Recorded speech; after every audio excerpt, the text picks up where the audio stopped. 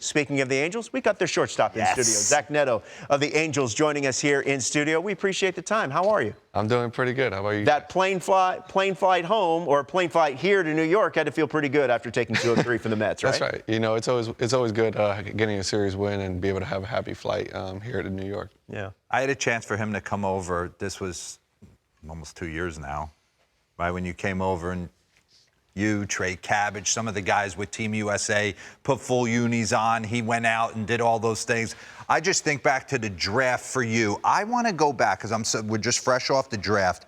You were the 13th overall pick in 2022. Meteoric rise to the big leagues. Out of Campbell University. Yes, that's what. Did you know you were going that high? And did you know this fast track was going to ensue? So I didn't know any of the two. Really? I didn't think. Where'd you think you were going? You know, I think I was probably gonna go like, you know, somewhat after the 15 pick. You know, I had some pretty good interest there, and you know, just the teams that were calling, and I was just waiting for that time to happen. And you know, Angels came around, and you know, they were like, hey, we're gonna take you, and I was more than excited to join the team, and didn't think I was gonna be this fast to come to the big leagues, and you know, I just kept working my tail off. You know. Like I've been doing my whole life, you know, that underdog mentality, and you know, it got me to where I am today. Your manager, Ron Washington, is noted for his work with infielders. He's got a mind for defense. I'm wondering if you could walk us through what your pregame routine is and what impact Ron Washington has had on you defensively. Yeah, I mean, he's played a big impact in my life, you know, on the baseball field, outside the baseball field. You know, he's just done a really good job of making sure that he holds me to a standard every day. He said he wants you to be the quarterback of the infield. What does that mean? You know, he just wants to make sure that I have everybody lined up where they need to be before the pitch is supposed to be thrown, and just making sure that I know what to do with the ball when the ball's in my hand. And, you know, just it's like I said, you know, I get to the ballpark and, you know, do everything I got to do to get my body right. And, you know, when I go out there to the field, you know, we do his famous infield drills. Got that little glove, right? Yeah, you know, it seems now like, you know, I do it every day, like overnight oats, but, you know, we take advantage of it and we make sure we get our work in, because when we go out for BP and get our infield in, you know, we take it legit. Yeah, we're going to dive in a second. I've read so many articles and watched your side angles, skybox, your leg kicks, toe taps. I think we believe in a lot of the same things. Real quick, before we get into that, what's Ben Joyce doing?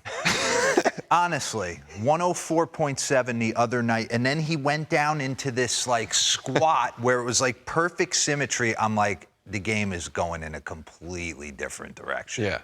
I think it's a guy with a lot of confidence, you know. He brings a lot of energy to this team, especially, you know, in that closer role and in a big situation like how he came in the other day to get a 4-out save. It's big time, not only for him, but for us.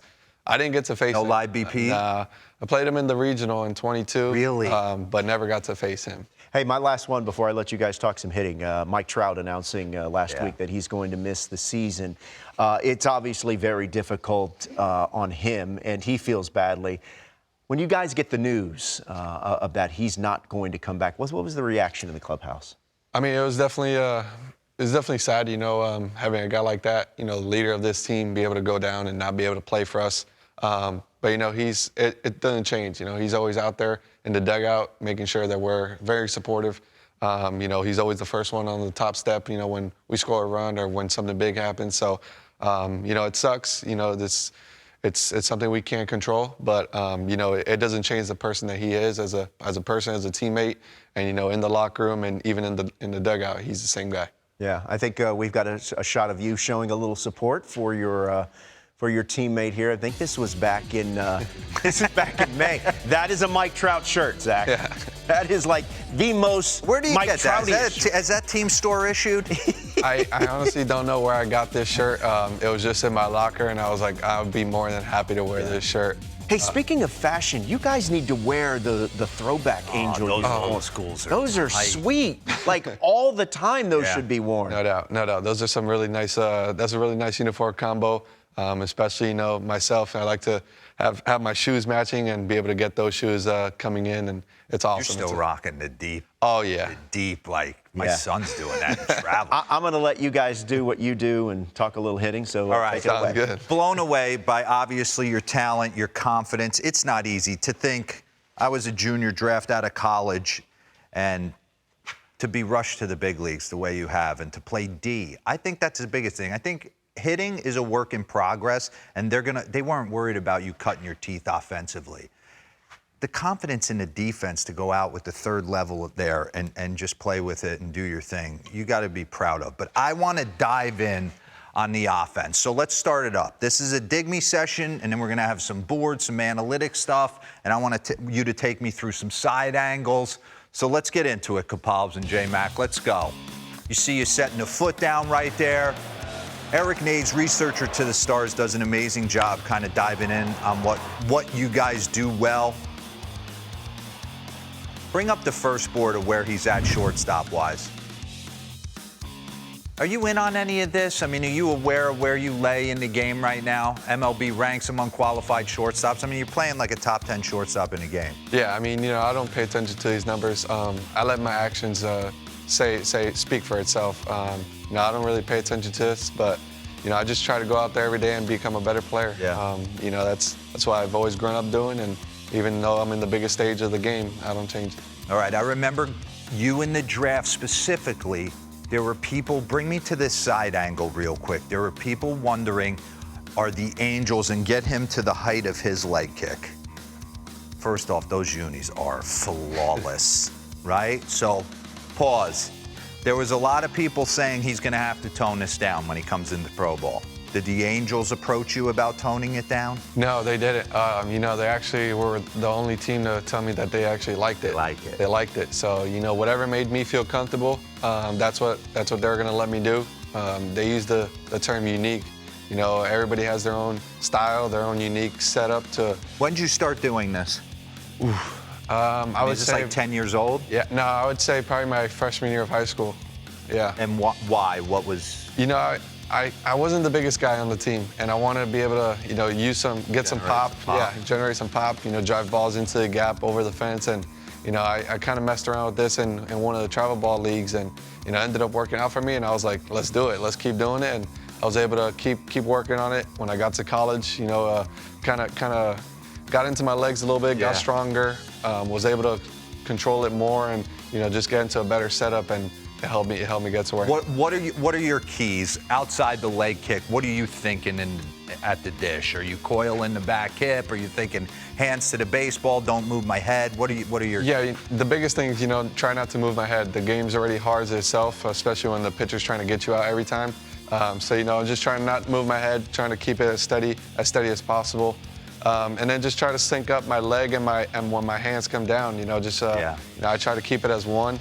And then just be able to keep it all in sync. I try to get that hinge on my back hip and just be able to get it all together. So when I'm coming forward, it's everything together, nothing separate. So you're thinking almost a string from this knee. So That's right. This is. So it's pretty much same time. It's never once one's out. That's what Harper. We were just talking about that. That's what kind of Harper. When he's going good, it's all synced up. All right, right here. You're going to see leg kick as opposed to two-strike toe tap. Set the foot down. So run this real quick. Pause. Run that back and give him the leg kick. And then he's setting it down. So with 2 strikes, you were giving it up a little bit and saying, I'm just going to play pepper with the baseball? Yep, pretty much. Just trying to, in college I started this, and it was pretty much just trying to cut down the strikeouts and just be able to put the ball in play and let the defense work and have to get me out. And, I ended up kind of using it to my own advantage and be able to drive balls still, and not using it just as a contact, but more now as a power. And, I still have the same power, and, it's kind of the same feeling, when I'm in the box, just different with the leg kick and with my toe down. Roll this real quick, because you've adjusted your hands a little bit too. Pause. Bring it all the way down. Keep running it. Right there. Pause. Was that done by design? Bring your hands a little bit down, closer to your body. You even aware of that? Yeah, I was definitely aware of it. Something me and my hitting coaches, got into our cage, and we just started working on. I kind of was losing my path early in the year, and just being able to get it back into sync, and get me in the best position to go out there and stay in that same direction. When I'm coming forward and at contact, I think it helped me out big time, and it's played a big role. Yeah. Run this. I want to get into a few of your at-bats this year. Looks good, man. My dad always he used to make me before dinner, pause this real quick. He used to take a racquetball and just shoot it to me all day. Boom, boom, boom, 25, 25. Hands will set you free. For sure. I feel like you play like that. No doubt. When in doubt, my hands will bail me out. Exactly. Yeah. Early in the year, I kind of felt like hands were tied. Just felt stuck. And I remember telling our coach Johnny Washington, I said, "Hey man, like, I'm feeling pretty tight. I need to get loose. I need to get that rhythm. I'm a rhythm guy, so yeah. I need to get that rhythm back." And he was actually the one that told me to just mess around with this and just in the cage. And I was like, I don't think I'm gonna do it in the cage. I think I'm actually gonna do it in the game. It feels pretty good. And I was able to get comfortable with it and still use it today. Yeah. So people would think you're going. This is the maturation of a big league hitter. Yep. You're starting to understand who's got nasty stuff, who you don't see great, who might slide step you, so you're gonna abort the big leg kick against certain guys, right? Yep. In San Francisco. Run it. I mean, you just set it down. That's crushed. 97 in the gap, late marine layer. That's a bomb. Yeah, it was definitely a good feeling. All right, take me through this at bat against Texas. You're just setting it down. Yeah, so this guy, he had a pretty light fastball. He really liked his slider, and it was the approach. Just try to get him close to me. Anything away, it was just either going to carry off or just just be a ball. And yeah. I was able to get him pretty close. I saw that slider for the first time, and I knew where it needed to start. And once I saw it again, I was like, okay, once I see it here, I'm going. And I saw that slider up and in, and I fully committed to it and was able to get a good swing off. Nice, right? All right, let's go. It's a Saturday night. Look at the setup right here. 4-2 game, bottom 7. His ball looks like it's moving all over the place. It is. It was. Like right there. You're in auto hack mode. Yeah, once I got to 2 strike, it was trying to battle. I had first and second with the runners moving, and I was just trying to battle, try not to strike out in that big time situation. And he left the pitch right there where I could handle it, and I was able to put a good wood on it. I actually didn't think I had enough on it, but ball carried pretty good and was able to hit a big time 3-run homer. All right, I can't bring a shortstop out here. That's why I can't without talking about defense, right? That's what you pride yourself on. I know you're 4 at bats, but I guess to the kids at home, what's something that what you did as a kid that you think led to you being an elite defender? I think just watching, my role models growing up, I've always watched Derek Jeter, even Mookie, when he was coming up in the system, be able to see him at second base. And, just like my favorite player now is Xander Bogaerts. I've always looked up to him growing up, when I was in middle school, high school, even in college baseball. So, just be able to watch them and use it to my advantage and, with my own style and, what I've learned from them, just be able to use that to my repertoire now. No, the Angels got a nice young core. They do. Ohapi, Neto, Samuel. I mean, you want to be strong up the middle, and with Neto and Ohapi, that's definitely a good start.